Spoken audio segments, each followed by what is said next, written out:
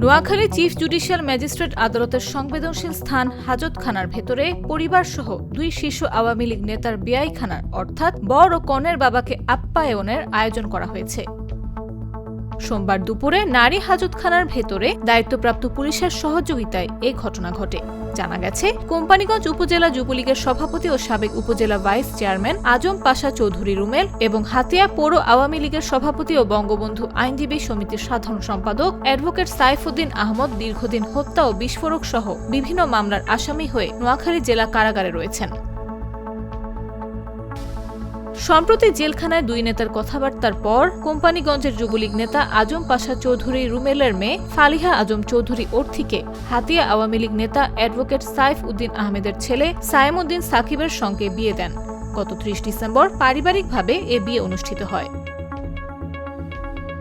এদিকে হাজতখানায় পরিবারের সদস্যরা দুই নেতাকে আপ্যায়ন করেছেন, যেখানে উপস্থিত ছিলেন রুমেলের স্ত্রী খোদেজা আক্তার সুমি, মেয়ে অর্থী, সাইফুদ্দিনের ছেলে সাকিব সহ একজন যুবক। তবে পুলিশের সহকারী শহর উপপরিদর্শক জাহিদুল ইসলাম বলেন, যদি এমন ঘটনা ঘটে থাকে আমি আন্তরিকভাবে দুঃখিত। আদালতের কোর্ট ইন্সপেক্টর মোহাম্মদ সারোয়ার আলম জানিয়েছেন, ভবিষ্যতে এ ধরনের অনিয়ম প্রতিরোধে কঠোর ব্যবস্থা নেওয়া হবে। অতিরিক্ত পুলিশ সুপার আবু তৈয়ব মোহাম্মদ আরিফ হোসেন বলেন, আদালতের সুরক্ষিত স্থানে আসামি ছাড়া অন্য কারো যাওয়ার সুযোগ নেই।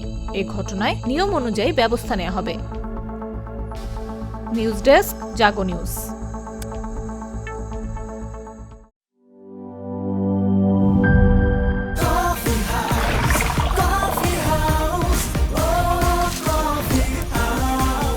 কফি হাউস, প্রতি চুমুকে আড্ডা জমে।